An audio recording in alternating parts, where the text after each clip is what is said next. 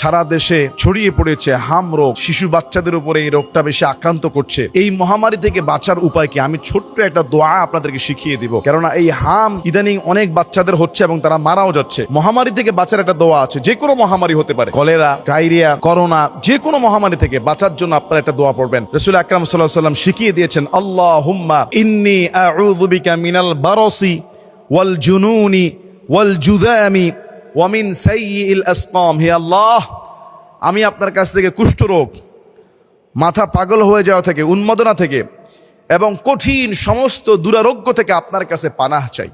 আল্লাহুম্মা ইন্নী আউযু বিকা মিনাল বারসি ওয়াল জুনুনি ওয়াল জুদামি ওয়া মিন সাইয়্যিল আসকাম।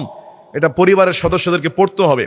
ছোট বাচ্চাদেরকে প্রয়োজনে এটা শোনাবেন, এই দোয়াটা তাদের সামনে পড়বেন, তাদের জন্য, তাদেরকে উদ্দেশ্য করে আল্লাহর কাছে দোয়া করবেন।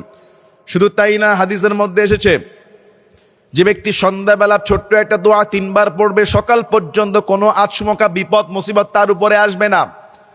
সকালবেলা কেউ যদি এই দোয়াটা 3 বার পড়তে পারে, সন্ধ্যা পর্যন্ত তার উপরে, তার পরিবারের উপরে, তার জন্য কোনো বিপদ মুসিবত হঠাৎ করে চলে আসবে না। ছোট্ট দোয়া, দোয়াটা কি? বিসমিল্লাহিল্লাযী لا يضر مع اسمه شيء في الأرض ولا في السماء وهو السميع العليم. بسم الله الذي لا يضر مع اسمه شيء في الأرض ولا في السماء وهو السميع العليم. যার নাম থাকলে, যার নামের বরকতে আসমান জমিনে কোনো কিছু ক্ষতি করতে পারে না, তিনি হলেন সর্বশ্রোতা সর্বজ্ঞানী। সেই আল্লাহর নামে যখন আপনি দোয়াটা পড়বেন 3 বার, সকালে 3 বার, সন্ধ্যায় 3 বার, কোনো ক্ষতি আপনার হবে না। আসুন এই মহামারী হাম প্রাদুর্ভাব থেকে গ্রামের শহরে ছড়িয়ে পড়ার আগেই আমরা এই দোয়াগুলো পড়ি। যেখানে মহামারী ছড়িয়ে পড়ে, রাসূল সাল্লাল্লাহু আলাইহি ওয়াসাল্লাম বলছেন, তোমরা সেখানে থাকলে সেখান থেকে বের হবে না।